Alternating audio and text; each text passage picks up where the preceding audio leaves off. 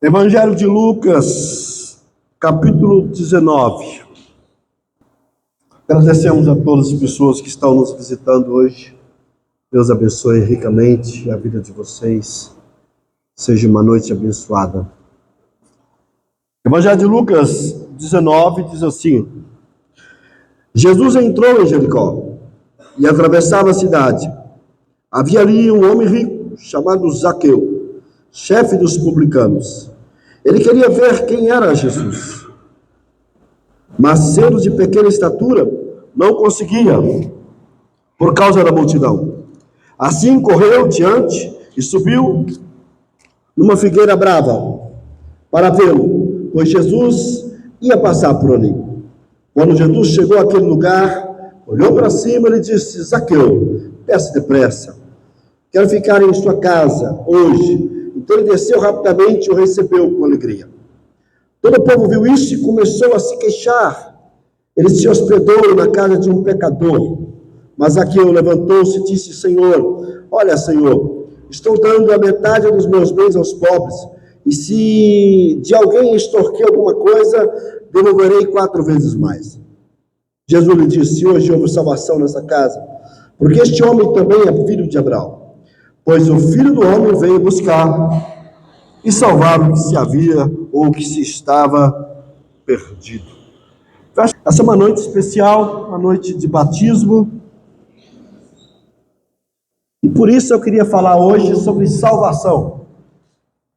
O título da minha mensagem é A Salvação de Zaqueu. Meu objetivo nessa noite é mostrar que ninguém pode entrar no reino de Deus se não for salvo. A porta de entrada para o reino de Deus é a única porta da salvação. Jesus disse: eu sou o caminho, eu sou a verdade, eu sou a vida. Ninguém pode ir ao Pai se não for por Ele. Então não há outra forma de você entrar no reino de Deus que não seja a salvação. E o batismo, ele não salva, mas o batismo é uma confissão pública, um testemunho público visível dessa salvação que aconteceu no seu coração. O salvo não foge das águas do batismo. O salvo quer ser batizado. Ele deseja, anseia loucamente pelas águas do batismo. Então o batismo é a consequência da salvação. A história que hoje eu quero colocar para vocês é basicamente uma aula sobre salvação. Uma aula ministrada por 3, vamos colocar assim, figuras diferentes. Jesus, Zaqueu e os religiosos. Com esses 3 personagens, nós vamos ter uma aula hoje sobre o que é a salvação e a importância dela para a nossa vida. Portanto, a minha questão hoje é 3 aulas básicas sobre salvação. Anota aí. 3 aulas básicas sobre salvação. Primeira aula. Aprendemos com Jesus que a salvação é iniciativa exclusiva dele. Primeira aula que nós teremos hoje sobre salvação. Aprendemos com Jesus que a salvação é uma iniciativa unicamente dele. É interessante porque o texto diz que Jesus entrou em Jericó. O que Jesus foi fazer em Jericó? Jericó era uma cidade muito importante, de águas termais. Era uma cidade de inverno, usado pelos reis, pelos governadores, pelos sacerdotes. Inclusive, havia ali uma colônia de sacerdotes enorme em Jericó, talvez uma das maiores daquela época. Era uma cidade muito bonita, florida, cheia de pés de figueira brava, sincômoro, né? Se fosse aqui em Belo Horizonte, seria mangueira mesmo, né? As mangueiras estão acabando, né? Antigamente, toda a rua tinha uns pés de mangueira, né? A não ser quando você vai lá para Gramado, né? Porque aí a coisa muda de conversa, né? É orquídeas. O canteiro central lá da avenida é orquídea. Mas aqui eram figueiras bravas. Então a cidade era muito bonita, muito aprazível. Mas Jesus não foi para essa cidade para fazer turismo. Jesus não foi para essa cidade para se recostar nas águas quentes. Ele não foi ali curtir uma Caldas Novas. Não. Jesus foi ali com um propósito muito claro e definido. Era a última semana de Jesus. Jesus estava partindo para o martírio. Jesus estava indo para a crucificação. Mas ele escolheu passar por ali porque ele tinha um projeto. Ele tinha uma missão. Qual era a missão dele? Salvar um homem. Salvar uma pessoa. Há 3 atitudes de Jesus que me chamam a atenção aqui. Dentro dessa pequena história da salvação de Zaqueu. Primeiro, Jesus vê quem ninguém vê. Jesus vê quem ninguém vê. Por quê? Porque ninguém estava reparando no Zaqueu. Zaqueu estava em cima de uma árvore, entre as folhas. O sicômoro daquela época tinha aproximadamente, segundo os estudiosos da Palestina, cerca de 20 metros de altura. 6 de largura, a copa muito grande da árvore, e ele estava lá. Ninguém estava preocupado com o Zaqueu. Ninguém estava olhando para ele. Talvez nem sequer tinha percebido o fato de que estava em cima da árvore o cobrador de impostos. Não, eles não estavam preocupados com isso. Eles estavam preocupados com Cristo chegando.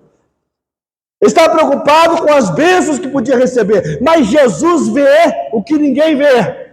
Jesus vê Zaqueu no meio da multidão. Jesus vê Zaqueu no meio de todas aquelas pessoas. Jesus consegue observar alguém que ninguém estava observando. Esse é um ponto interessante, porque a salvação começa no olhar de Jesus. É aqui que começa a salvação. Quando Jesus olhar para você, aí já fisgou seu coração. Aí já fisgou sua alma. Quando Jesus olha para Zaqueu, coloca os olhos nele, eu imagino Zaqueu em cima da árvore, ali encolhidinho, querendo ver Jesus, e ele dá de cara com aquele olhar fito de Jesus nele, olhando para ele. Naquele momento desarmou qualquer resistência na sua alma. Naquele momento, qualquer resistência psicológica, ideológica, teórica, filosófica, religiosa, caiu por terra, porque o olhar de Jesus foi penetrante na sua alma. Tem uma cena nos evangelhos que me chama muita atenção. É quando Pedro nega Jesus pela 3ª vez. Você sabe o que aconteceu nesse exato momento? Jesus olhou firmemente para Pedro. Na hora que ele nega a 3ª vez, ele olha para Pedro. Não foi o olhar acusador. Não foi o olhar de alguém que estivesse dizendo assim, eu te disse, eu te avisei. Não foi o olhar de alguém dizendo, você ia pagar essa conta. Não. Foi o olhar de alguém dizendo, eu te amo. Eu te perdoo. Foi o olhar de alguém dizendo, eu quero te reconciliar comigo. A salvação começa quando a graça toma a iniciativa de olhar para a gente. Posso ouvir amém? Quando a graça olha para você, quando a graça encontra você, nesse exato momento é que acontece a salvação. Mas uma segunda coisa que eu observo aqui, Jesus não apenas vê quem ninguém vê, Jesus chama quem ninguém quer chamar.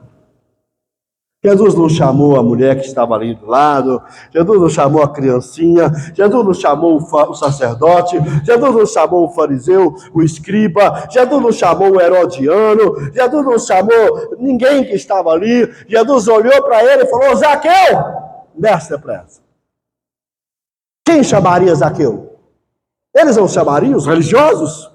Os judeus não gostam de publicano porque o publicano, ele cobrava impostos. E para os judeus, aquele que cobra imposto trabalha para Roma. Quem trabalha para Roma não está a nosso favor.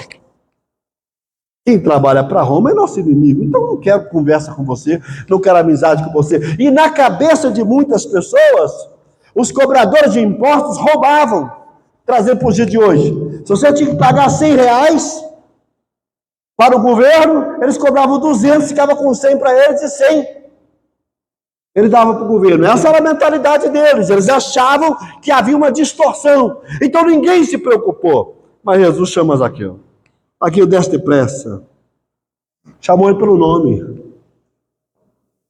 Isso é muito profundo. Porque Jesus sabe quem é você. Jesus sabe. Lembra do Natanael? Jesus chega e fala, eu te vi. Ah, mas como é que você me viu? Como é que o senhor me viu? Eu vi você sentado no pé da árvore. Isso é emblemático. Porque um judeu piedoso sentado debaixo de uma árvore significa muita coisa. Significa dedicação à Torá. Eles iam para debaixo da árvore, sentavam lá e ficavam estudando e meditando na palavra. E Jesus disse para Natanael, eu vi você. Aqui Jesus disse para Zaqueu, eu te vi.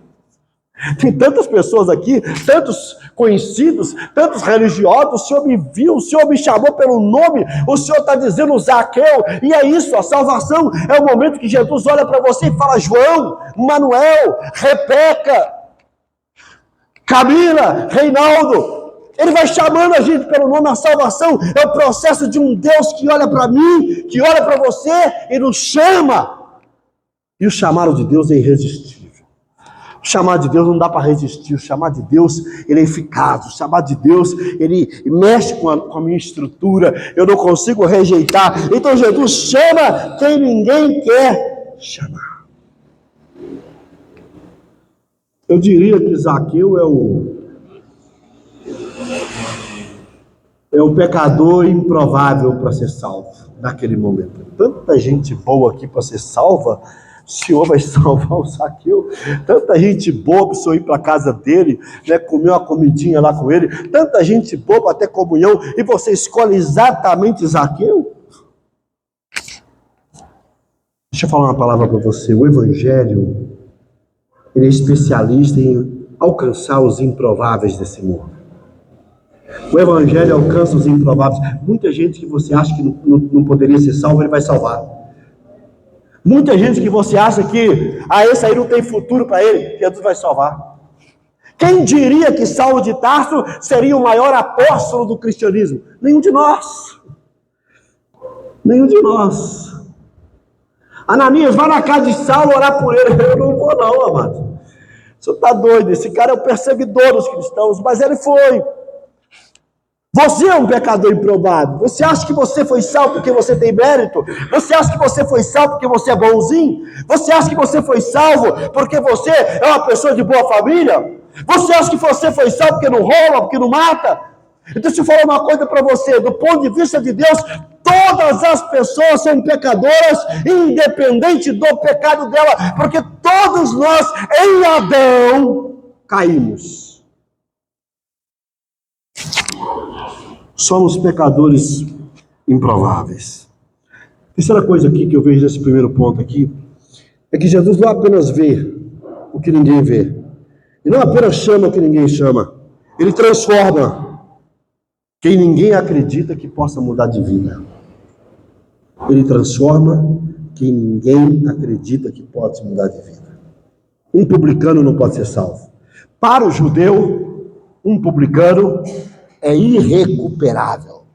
Para o judeu, um publicano não tinha esperança para ele. Você faz parte dos corruptos, dos ladrões. Você está fora do nosso esquema. Deus não olha para você. Ninguém olha para você.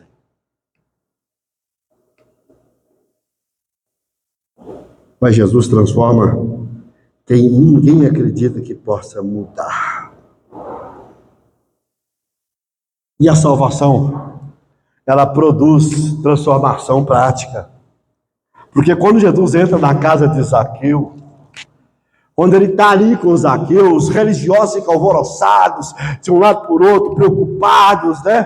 Criticando. Mas Zaqueu ignorou tudo aquilo. Zaqueu falou: se eu roubei, eu devolvo, mesmo que eu não tenha roubado, eu vou vender meus bens e dar metade para os pobres. Jesus percebeu que houve uma transformação visível, porque a transformação que Jesus faz, queridos irmãos, é visível. Não é essa transformação no estereótipo como nós vemos hoje. É fácil para a igreja cantar, balançar as mãos, bater palma. Jesus não quer essa salvação estereótica, Jesus não quer salvação estética, ele quer a mudança de dentro para fora.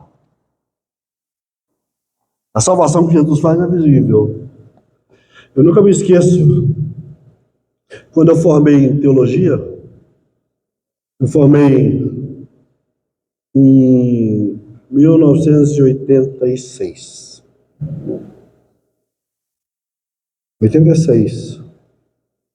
Fiz 40 anos. E eu fui na casa da minha ex-professora de catecismo, convidar ela para a minha formatura. Ela olhou para mim e falou: você, Joãozinho, não imaginava, eu não esperava que você chegaria aí. Às vezes, a gente vai ser a surpresa do vizinho, a surpresa da família, a surpresa dos amigos. As pessoas não acreditam em você, mas Jesus Cristo olhou para você e disse: venha. Essa é a primeira aula sobre salvação, nós aprendemos com Jesus. Segunda aula, anota aí, segunda aula, hoje é a primeira aula. Segunda aula, aprendemos com Zaqueu que precisamos receber a salvação. Aprendemos com Jesus que só Ele pode iniciar a salvação. Salvação não inicia em você, na sua vontade. Inicia na graça de Deus, naquele que olhou para você na copa da árvore e disse: venha. Mas aprendemos com Zaqueu na nossa segunda aula sobre salvação aqui hoje, que precisamos receber a salvação. É interessante porque o Evangelho de João, capítulo 1, verso 11 e 12, fala assim: ele veio para o que era seus, os judeus. Mas os seus, os judeus, não receberam. Mas a todos quanto o receberam, deu-lhes o poder de serem feitos filhos de Deus, a saber, os que creram no seu nome. Percebe? Eu preciso receber. A salvação é a graça de Deus. Agora eu preciso estender as mãos e receber. É por isso que a Bíblia diz que somos salvos pela graça. É dádiva de Deus. É dom de Deus, mediante a fé. O que é fé? Franchet, o filósofo cristão, disse: é estender mãos vazias para receber essa fé, receber esse dom da salvação. Há 3 atitudes também que eu aprendo com Zaqueu aqui nessa aula de hoje sobre Zaqueu. Primeiro, Zaqueu buscou ver quem era Jesus. A primeira coisa, Zaqueu buscou ver quem era Jesus. Pergunta aos queridos irmãos: de onde veio esse desejo?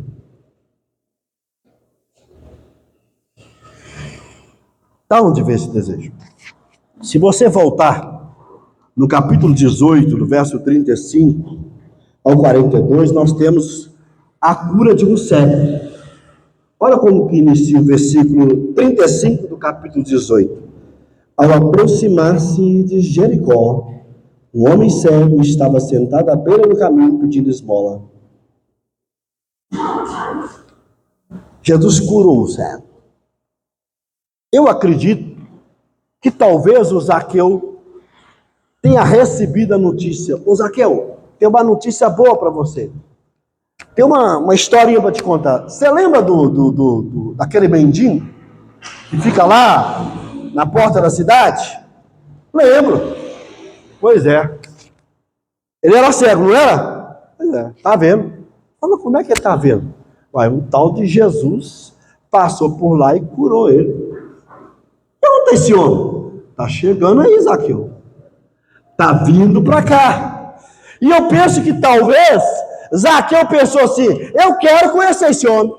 Esse camarada, talvez Zaqueu até tenha passado por aquele cego e jogado para ele umas moedinhas, dado algumas esmolas, mas agora Zaqueu estava diante daquele que recuperou a visão do cego e ele pensou: este homem eu preciso conhecer. É provável, é bem provável, que o gatilho que a graça de Deus usou para despertar Zaqueu para a salvação tenha sido a cura do cego. É provável.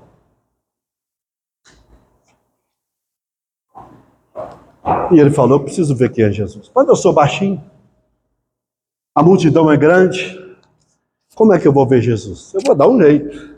Porque quem quer ver Jesus não mede esforços. Quem quer ver Jesus supera obstáculos. Ele subiu naquela árvore de cerca de 20 metros de altura, ficou lá na copa da árvore, quietinho, esperando Jesus passar.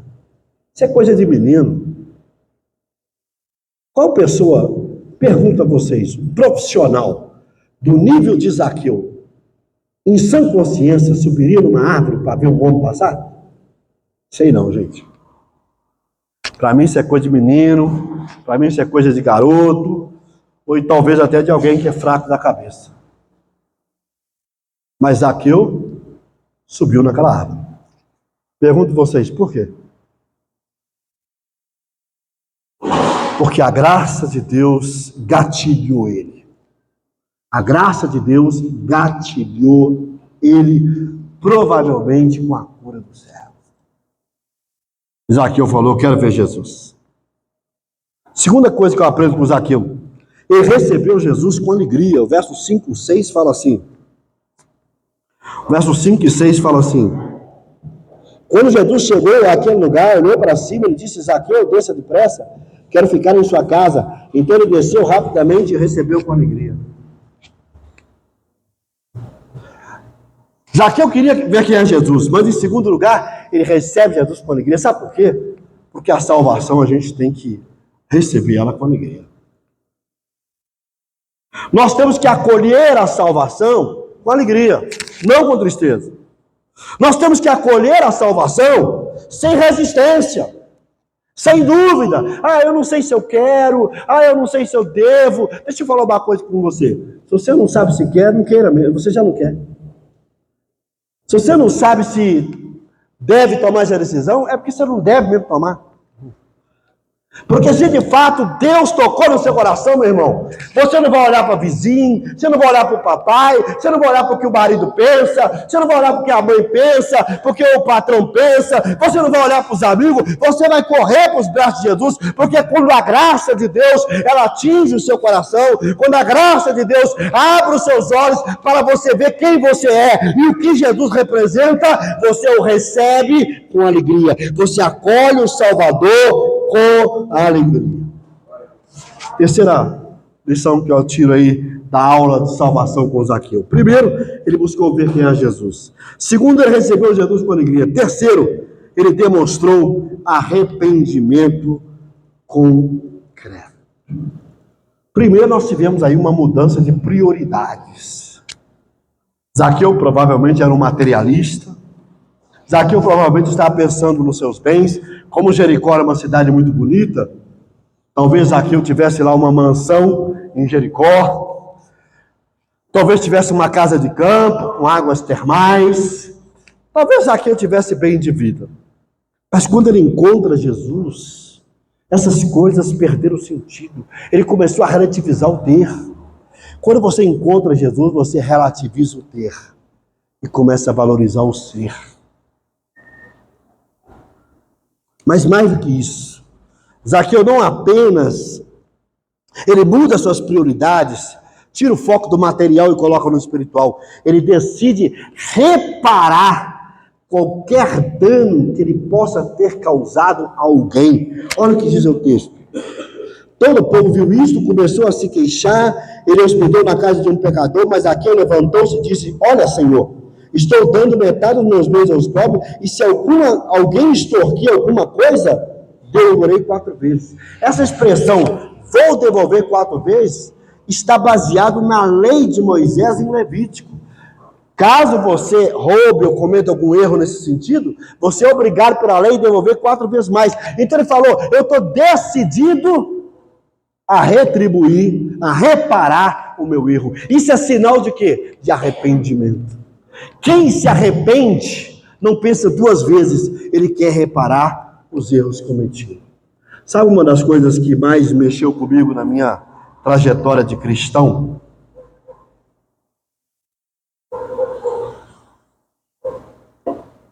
Eu tenho 46 anos de crente, vou fazer 40 de pastor, mas tem uma história que eu nunca esqueci. Foi quando o papai converteu. Papai converteu, ele não conversava com minha mãe, já tinha uns 15 anos, morando na mesma casa, quarto separado, não era casado com ela, só vivia com ela. Papai chegou para mim e falou, João, é o seguinte, eu sou crente agora, converti ao Senhor, e eu preciso começar a reparar algumas coisas erradas na minha vida. A primeira delas, eu tenho que casar com a sua mãe. Eu falei, agora, pai? É, agora. Pai, então o senhor tem que ir lá e pedir ela em casamento. Eu falei, não tem como. Em 15 anos que eu não converso com ela, eu estou com vergonha. Pede ela lá para mim. Como é que é? Eu vou pedir mamãe em casamento para o senhor? Pai, então tá bom. Fui lá e pedi mamãe em casamento. Né? E mamãe aceitou. Mas tinha uma segunda coisa. E lá na ex. E na ex é pior. E foi lá na ex. Lá em Sabará. Ah, xingou e tudo PG, mas foi. Como diz o outro, passou o óleo de peroba e foi. Mas tinha um outro problema. De frente da nossa casa, quase de frente, tinha um vizinho que papai não conversava com ele há quase 30 anos. Meu pai bateu na porta dele. Papai baixinho, o vizinho fortão, altão. O que foi, senhor João? Eu sou cristão agora e eu vim cá te pedir perdão. Senhor João do céu, tem tantos anos isso, eu nem me lembro disso mais. Talvez você não lembre, mas eu lembro. Deus me trouxe aqui hoje para te pedir perdão. Sabe, queridos irmãos, a mudança que o Evangelho faz é prática. A mudança que o Evangelho faz é visível. O que nós vemos hoje são pessoas que não querem mudar. Então ele muda a sua prioridade de material para espiritual. Ele está decidido a reparar qualquer coisa que ele tenha deixado para trás. Mas em terceiro lugar, ele falou, mesmo que eu não tenha defraudado e que eu não precise reparar, a partir de hoje eu vou vender metade dos meus bens e vou dar para os pobres. Isso é sinal de alguém que foi transformado, de alguém que mudou de vida, de alguém que se arrependeu verdadeiramente. Eu tenho medo dessas pessoas hoje que querem seguir Jesus, mas não se arrepende dos seus pecados, não se arrepende da sua velha vida. Eu tenho medo dessas pessoas que querem servir Jesus, mas não querem mudar de vida. Porque o Evangelho, ele é uma mudança de vida. Sabe o que significa a palavra arrependimento no grego? É metanoia, é mudança de mente, de sentimento, de vontade. É você estar indo para cá e você acorda e fala, esse caminho é o caminho do buraco. Esse caminho é o caminho da perdição. Eu vou dar meia volta e eu vou para o caminho certo. Provérbio diz que há caminhos que ao homem parece ser bom, mas o seu fim não é o melhor. É caminho de morte. Mas eu vou encerrar minha aula aqui. Primeira aula sobre salvação, nós aprendemos com Jesus. Aprendemos que só Ele pode tomar a iniciativa da salvação. A segunda aula que nós aprendemos é com Zaqueu. É que nós precisamos receber Jesus na nossa vida.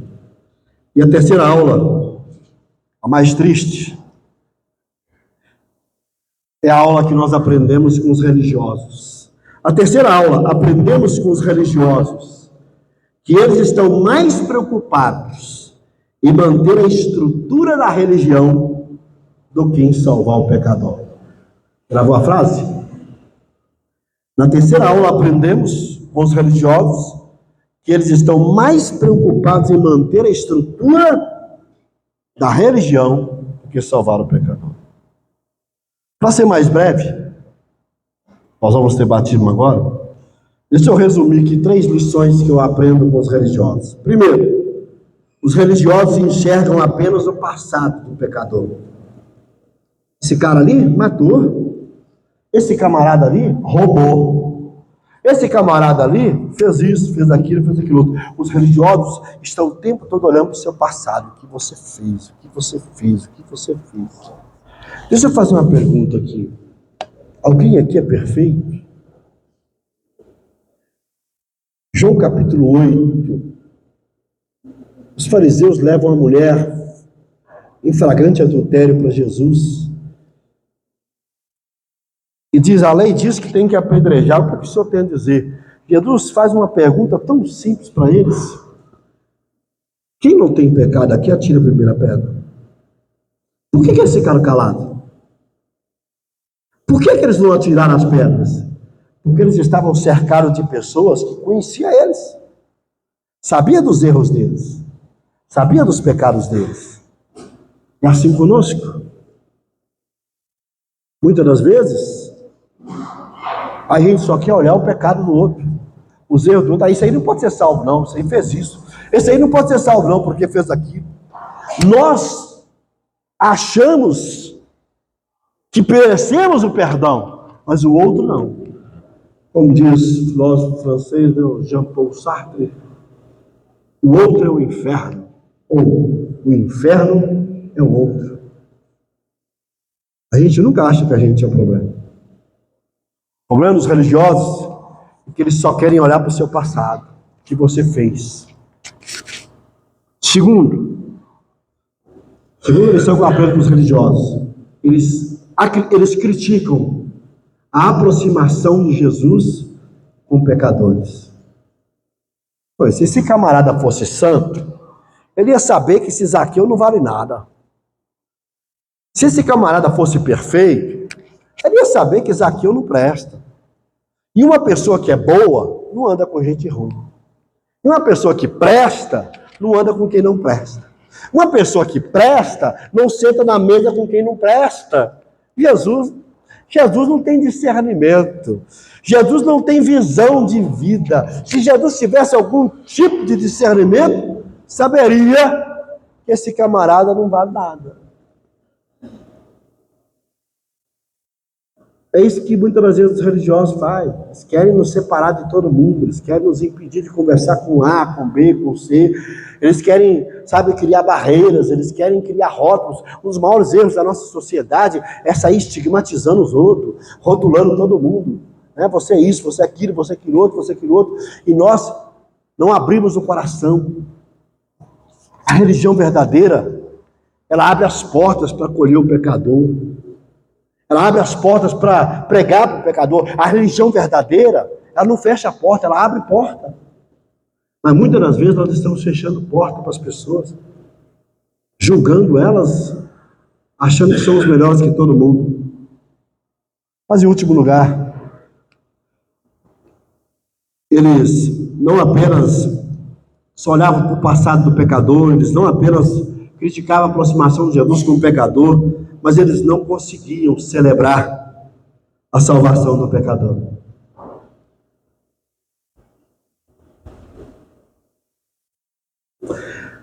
Eles não entenderam, grava isso, povo de Deus, eles não entenderam qual é a missão do Messias. A missão do Messias está revelada no verso 10. Qual que é a missão do Messias? Ele diz assim: pois o Filho do Homem, Jesus aqui está usando uma expressão que está lá em Daniel, capítulo 9 e 10. Ele está dizendo, o Filho do Homem, ele, Jesus, Filho do Homem, é um título messiânico de Jesus. Dizendo, eu sou homem e sou Deus. O Filho do Homem é a causa da salvação. O Filho do Homem é aquele que quer salvar você. Eles não entenderam que Jesus era o Filho do Homem. Segundo, não entenderam qual era o objeto de salvação do Filho do Homem. O que estava perdido, verso 10. Pois o Filho do Homem veio buscar e salvar o perdido. E eles não entenderam o processo da salvação. Qual é o processo de salvação? Buscar e salvar. 3 pontos aqui nesse versículo. Qual é a causa da salvação? O Filho do Homem. Qual é o objeto da salvação? O perdido. Qual é o processo da salvação? Buscar e salvar. Gravou aí, meus alunos de pregação? 3 pontos. Qual é a causa da salvação? O Filho do Homem. Qual é o objeto da salvação? O perdido. Qual é o processo de buscar e salvar? Jesus, certa feita, falou assim: os sãos não precisam de médicos, só o doente. Eu não vim para cuidar dos sãos, eu vim para cuidar de gente doente. Eles não entenderam que Jesus veio ao mundo por causa da gente, dos perdidos. Paulo fala assim: eu sou o pior dos pecadores. Jesus veio ao mundo por causa de você, querido. Jesus não veio ao mundo por causa dos perfeitinhos que tem por aí, não. Tem perfeito. Diógenes, o grande filósofo grego, certa feita foi encontrado na Ágora, na praça de Atenas, com uma lanterna acesa de dia. Perguntaram para o doido do filósofo: Diógenes, o que você está fazendo, Diógenes? Ele disse: estou à procura de homens. Plena luz do dia, com a lanterna acesa, eu não encontrava homens de verdade. Isso era um filósofo, não era um cristão. Querido irmão, Deus está olhando para você hoje. E Deus está vendo que seu pai não viu. Deus está vendo que sua mãe não viu. Deus está olhando para você e Ele está vendo que seus amigos não estão vendo. Deus está olhando para você hoje e Ele está vendo o que os seus irmãos de sangue não estão vendo. Ele está olhando para você hoje e vendo o Filho de Deus. Jesus está olhando para você dizendo: eu te amo e eu quero transformar a sua vida. Vamos colocar de pé. Vou chamar o pastor Júnior para estar orando com vocês aqui agora. Depois nós vamos louvar o Senhor. E na sequência, os irmãos que vão batizar podem trocar de roupa. Tem umas cadeirinhas ali. Pode sentar ali. Você vai,